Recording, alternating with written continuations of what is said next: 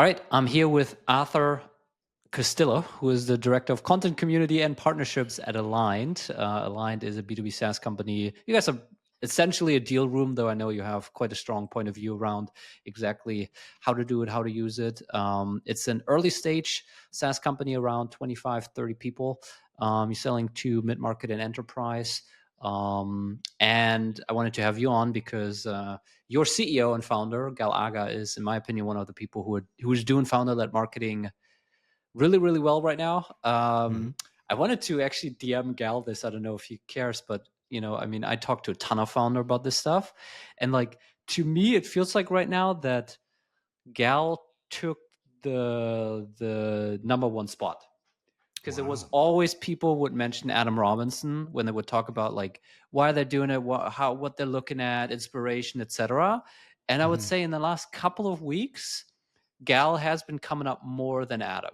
It's still a lot of Wow. Adam, but I feel like Gal Aga is right now kind of like the person that people bring up as like the poster child of this. So yeah, there you go. But that's why I wanted to have you on. You guys are doing it really well. So I wanted to get the behind the scenes. Obviously, I had Gal on the show before, but I wanted to get your take on things too. So thank you for joining. Anything I misrepresented here that we should update, or any additional info about Align that people should know?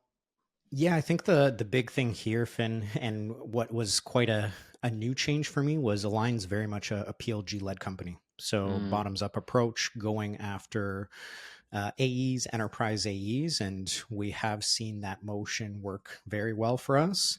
Last I saw, we closed deals in half the amount of time when their bottoms up originated, mm, and close rate close to doubled when we look at PLG originated ops versus top down. So yeah, just a little caveat here for the audience to know a little bit more about the type of company Aligned is, because this is yeah. something new to me.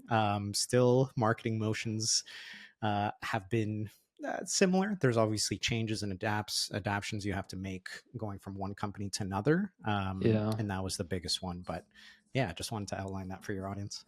So is it sales assisted? So you see an AE signing up for Aligned, and do you then go outbound? No, we typically look for some sort of tipping point critical mass Mm-hmm. where at least 3 to 4 users are actively engaged using the product.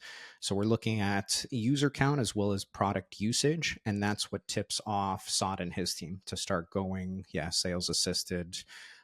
We do see every so often AEs come inbound and request a demo. It's Uh-huh. not always a good use of time, I'll say, if you're Right. looking at the numbers. But I think there is a lot of good stories for us when you see kind of maybe more so the mid-market company, 200 plus employees, and oftentimes there are A's that are top producers looking at getting better, using Aligned in their sales cycles, getting results, and Yeah. often they're the ones kind of opening up that project for the rest of the team, saying, hey, here are the results I got. This is what I've been able to do compared to how we were doing things before. And I do think yeah, we should look to expanding across our entire sales team. So that's been Cool. interesting to see. I definitely resonate with that. I used to be an AE myself, and Yeah. oftentimes would try and look for these gaps right in the sales team, and not necessarily look for my own pipeline or my own numbers, but look for these gaps across the entire revenue team. So I love yeah, it. it's been very interesting. And I do have a question later on about kind of multi-threading with the content. So, but we'll get to that. But I saw a post by Galaga. He posted about his kind of LinkedIn stuff and the performance, and he got 10 million impressions in the last year, essentially, which is Mhm. incredible. So, can you maybe first talk a little bit about what this has done for you guys, for Galaga to be out there creating this content, building his brand? I think it's given us major advantages in the market, and I think just by having somebody like Gal constantly posting and sharing our strategic vision, what we think is happening in the market, where we think is going, tactics in sales that we think a lot of sales professionals are missing today. It's been awesome because when I joined the company, which yeah, well, I'm a little over a year now. Last January, we had these two goals that were very difficult to measure. One, we wanted to be kind of known as the big player in the digital sales room space, the deal room space. Uh-huh. We didn't really set out measurements for that. The other was buyer enablement. And this is more of our strategic narrative, right? Where we see we're exiting from this growth at all costs, where I did sell during this era, and it was a great era for commission checks and products and growth. It really, it sounds oversimplified, but to the point where some people were just saying, "Hey, look how great my product is. Do you want to buy?" And really not getting into the problems it solves, what the company has tried. And oftentimes the product was good enough that they'd say, "Yeah, let's try it out. Let's put some money behind this and see if it helps solve our challenges." Now that's no longer the case. And I think sales reps are still kind of going about saying, "Hey, look how cool my product is. Do you want to buy?" But it's Yeah. more about the champion. And oftentimes they know they have an issue. They've felt it and they've done their research and come down to maybe 3 vendors that they think can solve it. But that's just the tipping point. Oftentimes sales thinks that's like, oh, there's verbal interest or they feel the pain. We have a deal here. But how B2B buying has become so much more complex. Oftentimes that person has to sell internally 10, 11 plus stakeholders, get them to say, "Hey, this is what we used to do, and this is why this is a problem." And of course, then they have to go to the CFO or the CEO and say, "Hey, I want to buy this tool." And oftentimes they'll say, "Well, doesn't this tool do something similar, at least 10 to 20%? Why do we need another tool to do that?" So because of this, we've kind of been preaching to the sales profession saying, "Hey, it's not about the tonality in your calls or deeper discovery. Those things are all important. But I think what we've been missing for the past 5, 10 years is thinking about the buyer and putting ourselves in their shoes and saying, wait a minute, before we say, could you see yourself using this product? What do you actually have to do internally? Do you have to present a business case? Do you have budget that you can just say, hey, this is under my budget. I can sign for this? And believe it or not, it's resonated quite a bit with the market. I think based on where we're at, right? So I think Can it's helped tell that whole story by coming from the top and people recognizing what we're trying to do at Aligned and then slowly talking about the problem so then we can tell people about the potential solution. Can you talk a little bit about the journey of defining and finding your POV? I mean, I know kind of what you discussed there, and then also like Gal talks about buying as a service, and you guys have quite a strong point of view on Mm, how buying/selling needs to happen, and clearly it's resonating, mm, but it's not always been that way. yeah. That's my assumption. So what is that journey, and how does actually putting out content play into that? Because I'm assuming it's a feedback loop type of situation. That's exactly it, Finn. So we had these hypotheses, right? What we just mentioned. Okay, because in some ways I've heard Gal say this.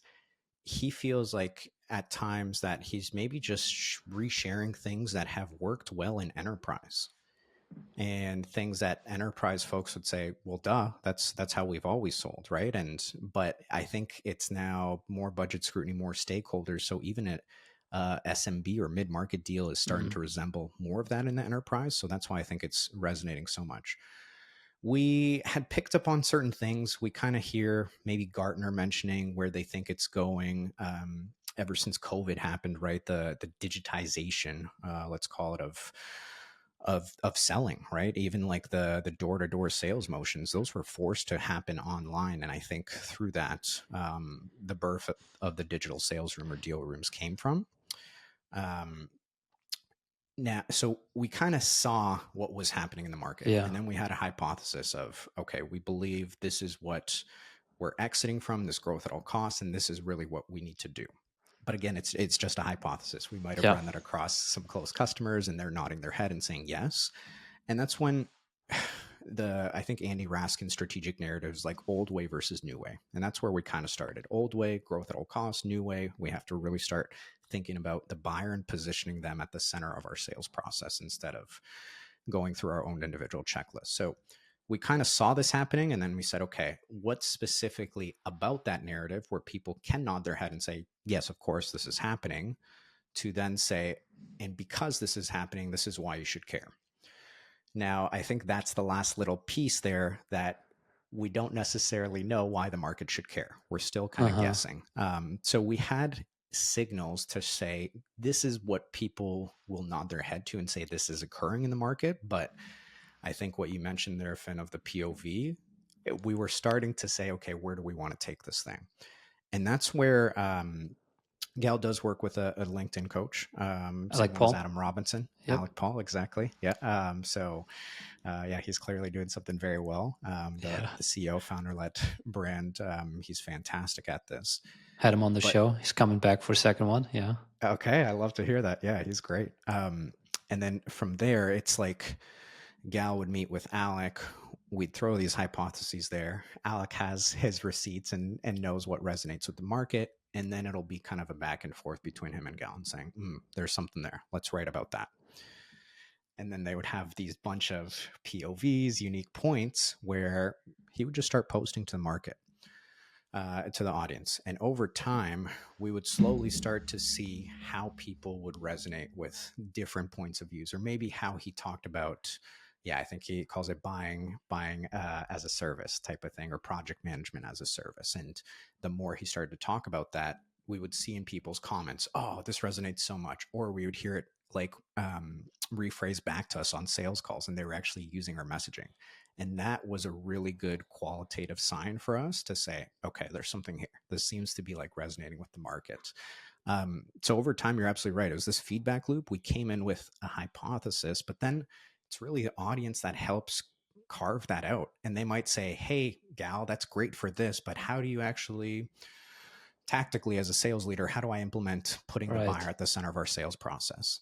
And that's what folks like Obed, Durrani, and Todd Clouser might call audience signals, right? Where they're actually a continuation of your content, Mm. your narrative, and you're just trying to pick out things that, hey, I agree with this, but how do I do this? Or how do I explain this to my manager so they see? So they kind of leave these branches that you can start to pick up on and say, huh, well, it seems to be this piece is resonating, but people don't necessarily know how to implement it, for example.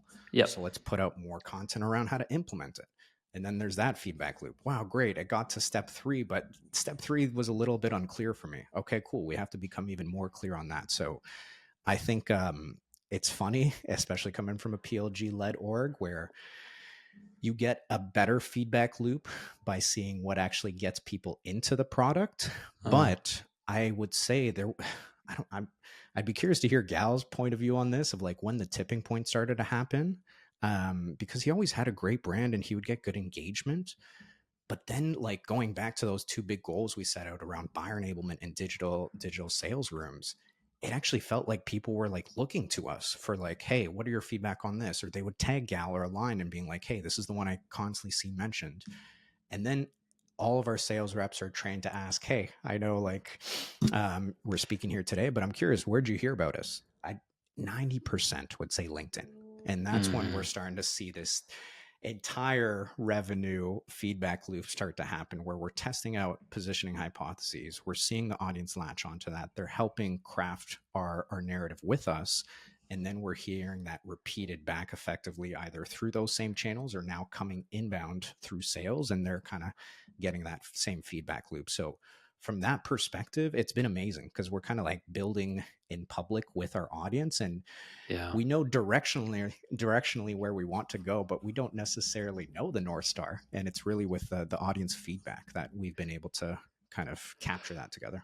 How long did this whole process take? Because I know for you guys, it's been relatively fast compared to some people, but it's not been 3 months and suddenly you're taking off and Gal is just going viral all the time. Like from like starting to dip your toes into it to the point where you are now. What are we talking here? Yeah, I think like probably for the first 3 months, we saw a directional increase, but nothing to the point where I do remember Gal at some points doubting, like, hey, is this working? Are Hmm. we measuring this correctly? I know he was getting better at it, and he got better to the point where he was he felt like he was maybe relying on Alec less and less in terms of I know the contents of how to write like a really good Yeah. post. And I want to say that started happening around like months 4 to 5. Hmm. But I think around there, yeah, probably 5 to 6 is where we started slowly seeing like more of a tipping point. Um, and this might be a fun topic too, Yeah. where we saw enough in our organic that we started to say, hey, what would this look like if we start to put paid spend behind it, right? Some of Gal's posts. Yep. And I think that combination there, probably around month 5 to 6, maybe month 7 of his posting journey, where we started to put paid spend, that actually might have been the tipping point. Now, I don't want to say it's because we put paid spend, but I think it was like enough for us to say, hey, this motion is working and we see, can we put more fuel on this fire type of thing. Yeah. And I think like the combination of that, him getting more comfortable, getting the feedback from our customers, and then putting paid behind it, yeah, probably 6 months in is when we really started seeing this thing work. And that's when I could confidently say from the marketing lens, like, hey, this is probably our best marketing investment, because it didn't Yeah. happen. It happens gradually and then suddenly, right? I feel like Mm. bamboo when it grows. Yeah. Like it's like, okay, I think something's happening, and then all of a sudden, like you said, Gal's number one, taking over Adam Robinson on CEOs that do this right. And looking back, it's like, when the heck did it happen? And we're like building it. But yeah, if you were to ask me, I'd say around month 5 or 6 is when we really started seeing that inflection point. Which is kind of crazy to think about, because there is an alternative universe where at month 3, when Gal was questioning whether this is working, you would have actually stopped, and you Yep. would have never gotten to that 6 month mark, which is now, I think, by far your biggest growth driver you mentioned. Yep. I mean, in combination, obviously, with the ads, and then there's also influencer marketing, but this whole LinkedIn motion is your number one growth driver. So, how would you tell or coach a director of content, head of marketing type of person who is convinced, they see Adam, they see Gal, they listen to stuff, they're like, this is a great thing, we need to do this, to go ahead and pitch this to their founder and CEO? Like, what story should they tell? How should they present it? What timelines, expectations, goals should they set, etc.? Yeah, this is a great question, and something that yeah, maybe I'll have to build out more in a structured format. I think the first is just showing examples. I know that was super important to Gal, and I think to most CEOs too, where they're going to be natural risk takers. They obviously started a company with not much in the bank to kind of say, hey, the world needs this. So they have a high appetite for risk, but I know at the same time they also want to see what good looks like, and then also to say, hey, I don't want to be the first one doing this. So I would start to put together a presentation and try and look for those results and receipts, right? Adam Robinson talks about it quite a bit. Gal talks about it quite a bit, where you can start to see 3 to 5 CEOs and say, hey, this is their journey. This is what they started. And now you can start to see the results. I feel like if a Yeah. CEO sees 5 other CEOs saying, hey, this is my journey, where I had freaking 3 likes when I started, and now I'm getting hundreds of thousands of views. That starts to build a very good case. I think there's elements of like the visualization or like the keynote, because I think that's what LinkedIn is slowly starting to become, is this like ginormous keynote event that you Mm. can, everybody's attending every day, and you can have a stage on that or a spot on that stage, but you have to earn it, right? Where most people kind of want to shortcut it or pay to play. But yeah, even like starting out, and I think this is a fair question, like if I was speaking in a room of like 30 people, I'd be pretty hyped, right? 50 Yeah. to 100 people. And that's like a bad post on LinkedIn. So even starting to Yeah. visualize like, hey, okay, That's a maybe you're horrible just post on starting, LinkedIn. right? But like 500 people in a room listening to what I had to say, okay, that's not too bad, right? And we're obsessed with these hundreds of thousand million types of impression numbers, but I think you need to start somewhere and then start visualizing like, oh wow, 300 people just listen in a room, just listen to what I had to say in 5 minutes. That's pretty cool. And slowly starting to build that. I've heard a couple of things that I'll share here that have got me to recognize that, hey, I really do need to be on the same page as my CEO here, and saying that this is going to be a major growth lever. One, I've heard Katie Berg from Clue mention this, where she truly believes that one company in your industry, in your niche, is going to truly own thought leadership, community, value driven content. And she looks at it as, why not us? There's going to Mm. be somebody that sits on that throne. Why not Hmm. us? Right. So maybe that's a good question to ask. Hey, ask your CEO, out of all the major players, who do you think has maybe the biggest speaking slot on this industry stage right now? And maybe get them to start thinking a little bit competitively. If they can't say Yeah. it's themselves, which at this point we're trying to convince our CEO, I've found that anytime you mention competition and what they're doing, it tends to light a fire under any CEO's butt.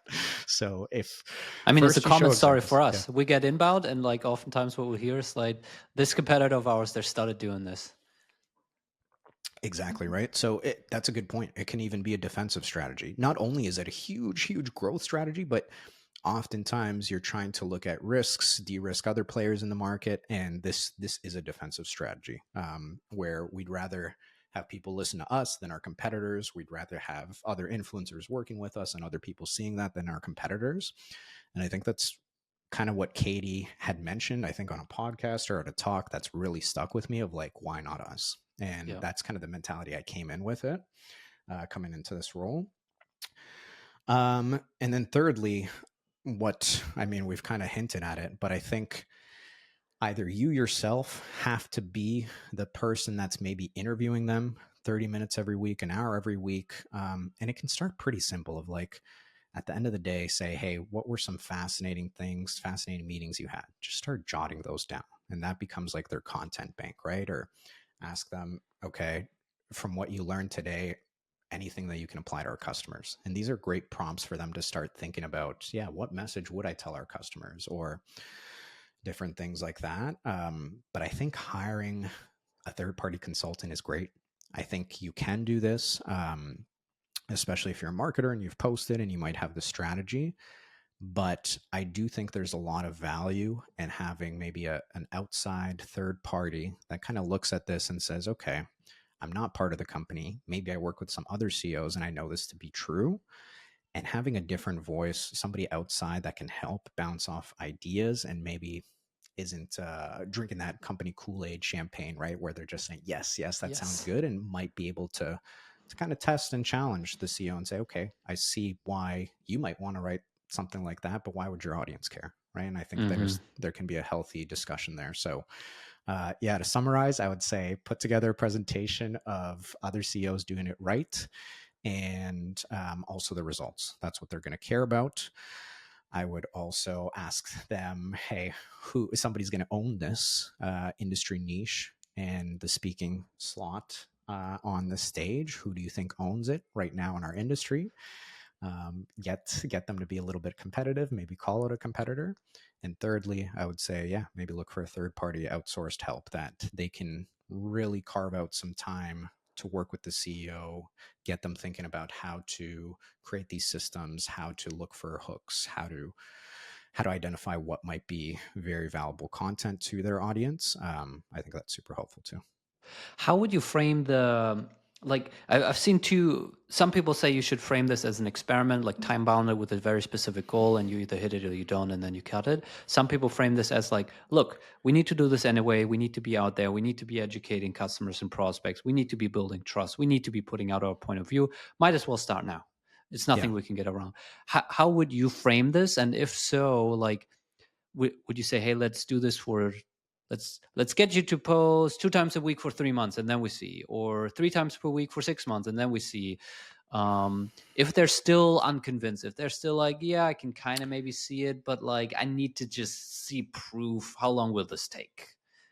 Yeah, yeah, that's a good point. In that case, yeah, I think you can start to look at making it as an experiment between inputs and outputs, right? And maybe you have like a stretch goal of what you think it would do, but then also you have an acceptable goal, right? Because I think oftentimes what we do is we say, hey, if this doesn't generate $1 million in revenue in 3 months, like it's a waste. But maybe it generated 500,000 or maybe it generated 100,000, whatever that acceptable limit is. Whereas if you can say, okay, it wasn't a complete waste of time because it brought this and we didn't hit our stretch goal, if you can find that middle ground and show your CEO that, hey, we landed in this spot 3 months in, I don't think that's a bad strategy. At the same time, to me, this is like, and I know you're a huge believer in this, Finn. This is kind of the work of a CEO now. I think the way we're going and like,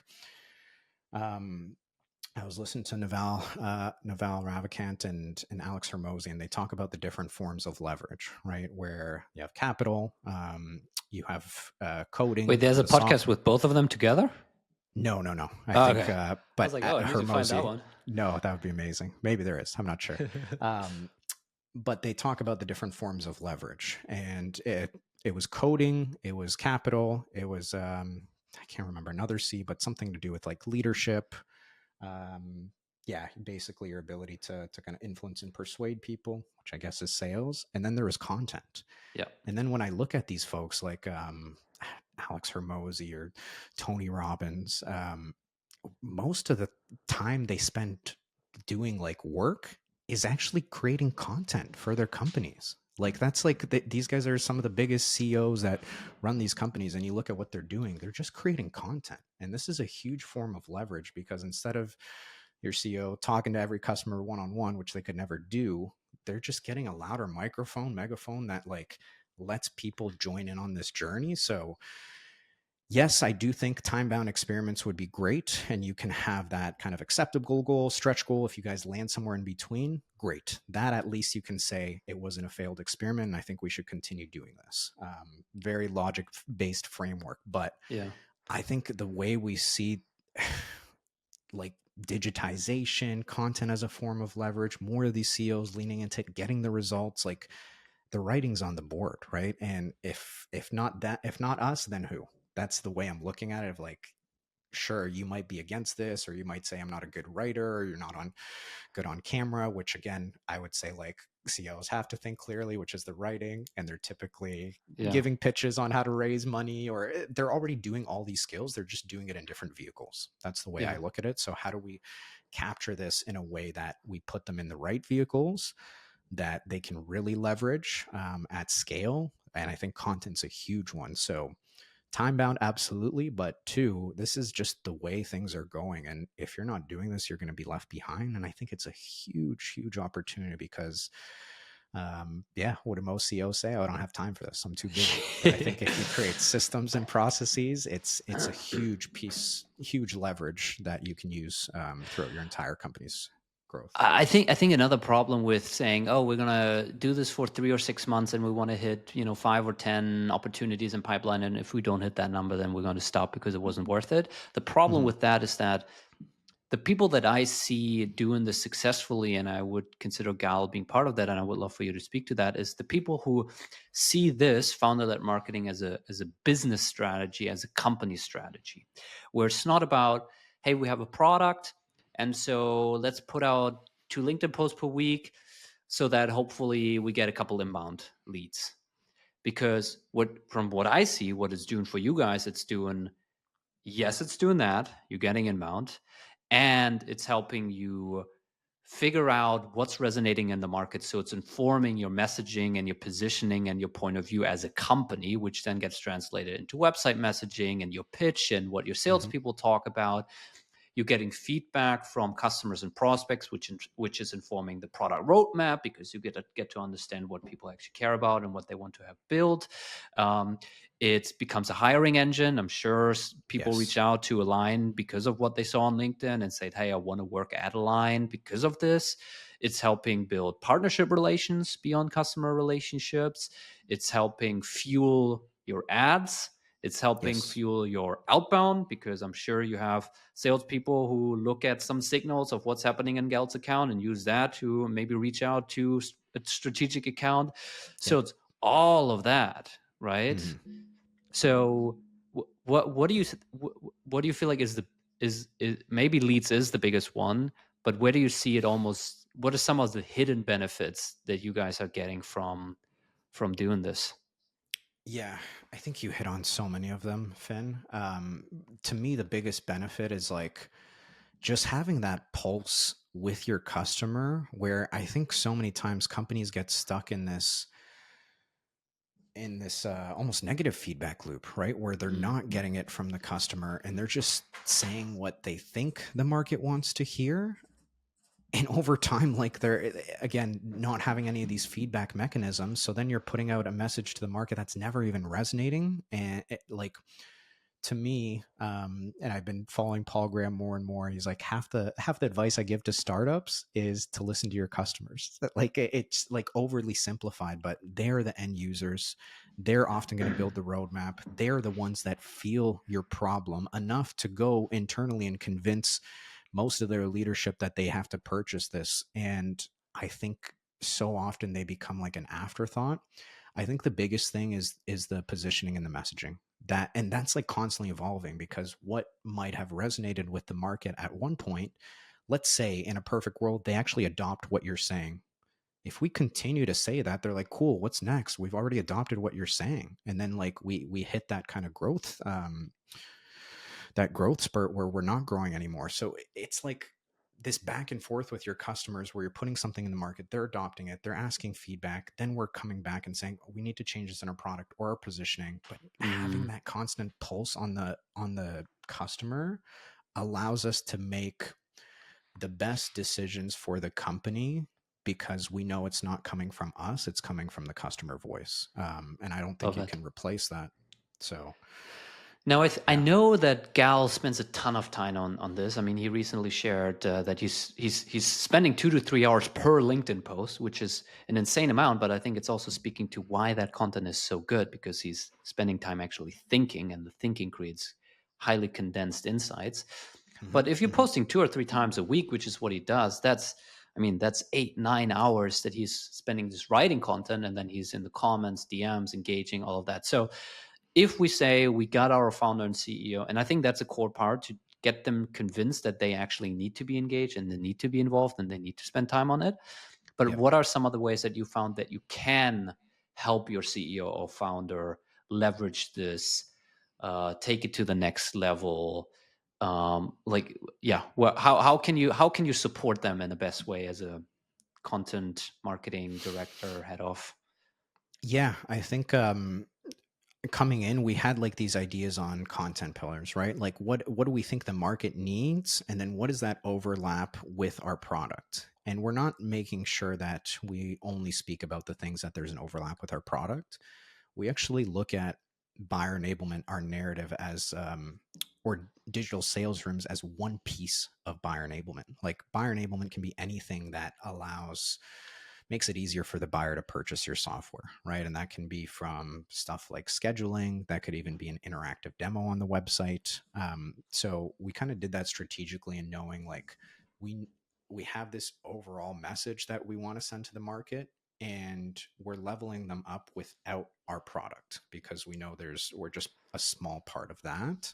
Them thinking, hey, as a CEO, if you were to shake your magic 8 ball 5 years from now, how do you see the world? That could be a fun strategy for them. That's something that Mm-hmm. they're maybe already thinking in terms of product strategy, but let's tap into that, right? And get them storytelling from that perspective. I think there's a lot of prompts that you can create for your CEOs, and it could even be helping them, have a menu list of prompts, right, or hooks or things like that, that they know how to speak about the product and the problem, but they might not know how to necessarily package it all together. So I think a menu list of prompts that they can use. If they're not using ChatGPT or AI, start teaching them how to just have Yeah. conversations there, right, back and forth, and say, hey, this is our content pillars, this is our strategy, this is our strategic narrative, this is our CEO's background and experience. Come up with some content pillars of where they can start writing. So I think like one thing that's always stuck with me is you can't edit a blank page. And I think oftentimes maybe content marketers come to their CEOs and say, hey, this is a great strategy, we have to do it. And all they're seeing is a blank page. If you can just come in there with a couple of things of research you've done, prompts you can do, how you see it working for them, just giving them a head start, it's very easy for them to edit what you've given them. And I think this is so key to CEO. It's very hard for them to start from scratch, but very Yeah. easily can they see, hey, this is heading in the right direction, or yes, I love where you're going here. Actually, it sparked a different idea this way. So Yeah. never come to them with a blank page. Just look at different things in which you can just get their mind running, right, and start thinking of different things and giving them a head start.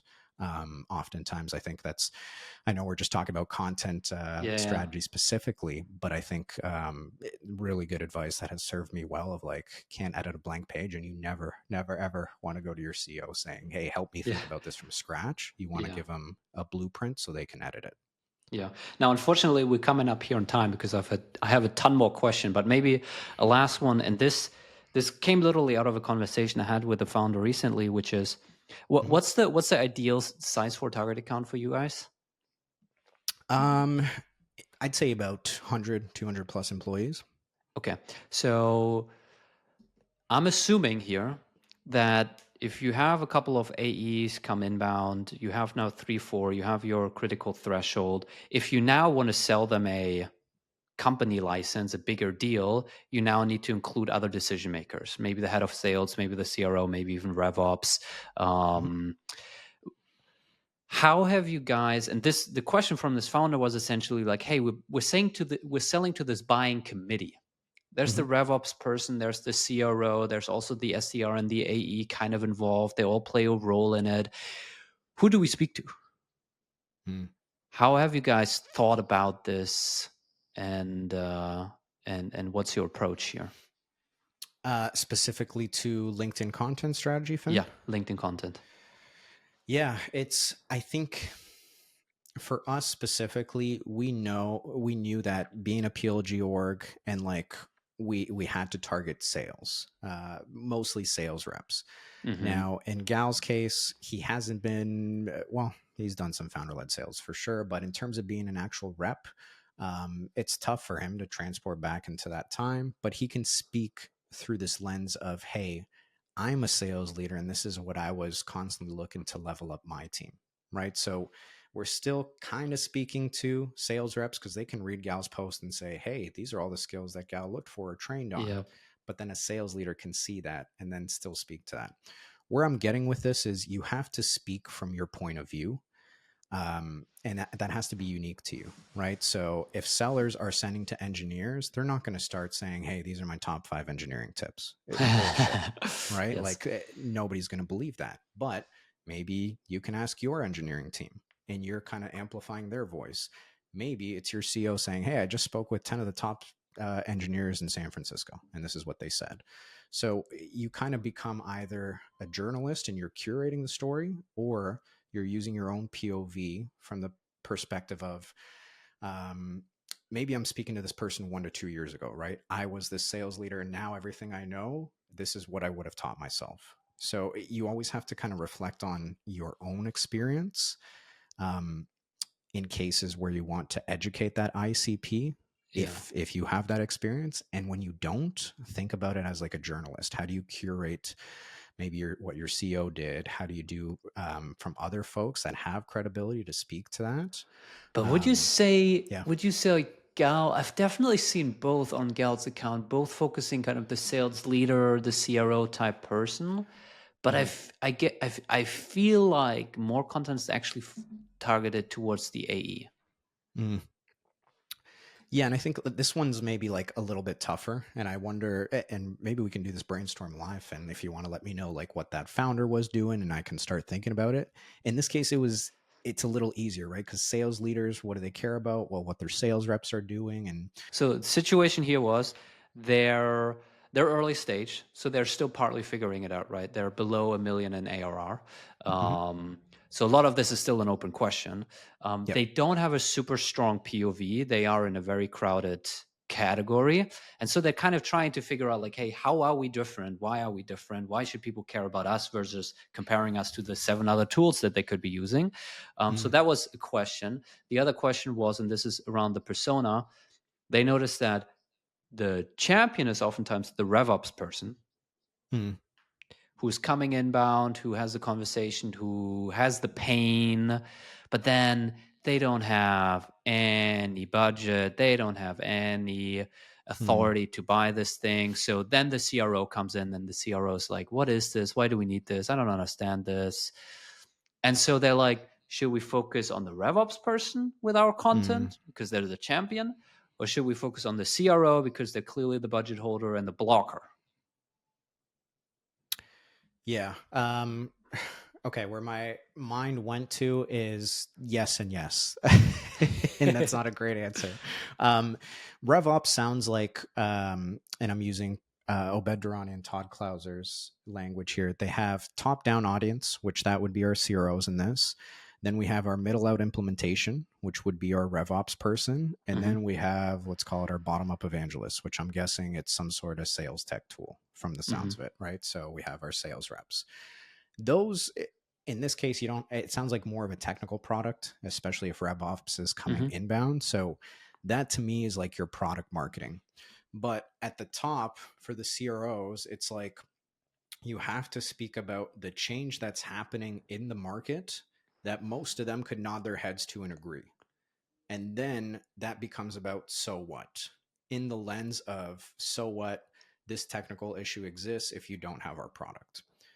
Now, the RevOps persona is going to say, yeah, I know that, obviously, but how do I fix that? And then your content speaks more to the how, and that's more of your product marketing, right? So that's where I mean yes and yes. Aspirationally, we want to speak to these CROs saying, hey, you might have not necessarily thought of this, but this is actually a huge technical problem, right? But maybe we're speaking more to the problems that they might have. Maybe we speak to the top three, or hey, these are the top three known. This is the secret unknown killer to most CROs programs and why they're not going to hit scale. Okay, now all of a sudden I'm very interested.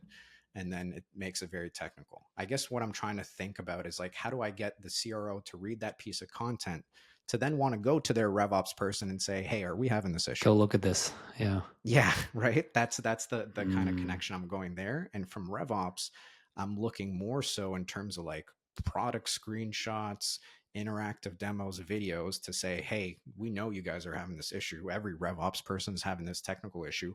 This is how we specifically solve it. And it might just be like screenshots and things like that. So hopefully that's helpful in terms of how they might start doing that. One quick follow-up question, if you allow me. Please, of course. How would you think about mixing all of that content from one founder's profile? Because obviously a CRO and a RevOps person, they speak very different language, actually, and that's also what he shared. A RevOps person is much more focused on process and tools, and well, the CRO high level, like how is it helping us drive company outcomes? And obviously, if you want to connect with people, engage with people, send connection requests to the right people, like, are you going to connect with CROs? Are you going to connect with RevOps? Are you going to split 50-50? Do you have a list of RevOps people that you're going to engage with? And then you're also going to engage with some CRO people. There's some overlap of the audience. It's obviously not quite as extreme as if you're trying to talk to a CRO and a CTO, both through the same founder's profile. Yeah. But it's also not the same audience. Do you see that as a problem? No, depending on what the founder's audience is, I'm guessing they probably more gravitate to the C-suite and the CRO. So if that's their experience, or at least they've been in that world, definitely speak to that. But then I'd say get them to go on the journalistic journey about RevOps. And my mind is going, Finn, of like, maybe this is somebody in the company, or maybe it's like a CRO and a RevOps person doing some sort of content series together, right? And it's almost like, I'm thinking translation specifically. If CRO says this, then a RevOps person comes out and says, hey, what they actually mean is this, right? So then you get both perspectives of CROs being like, I always ask for that. And then RevOps being like, I always hear that, but what they actually mean is this. And we're almost being the conduit to them speaking the same language. We know they speak different languages, but maybe there's something playful there. But the more pointed question, if without knowing too much, right, I would say the founder speaks more to that CRO type of audience. And as a byproduct, similar to like what Gals does, they can still speak to it about like, hey, CRO, you might be worried about sales, or hey, CRO, you might be worried about CS from that perspective. But I do think they have to have more of that product evangelist, call it, coming from RevOps, because I think that's a very tough role for sales or marketing to find. And it's somebody that's kind of, yeah, more in these communities that would be willing to.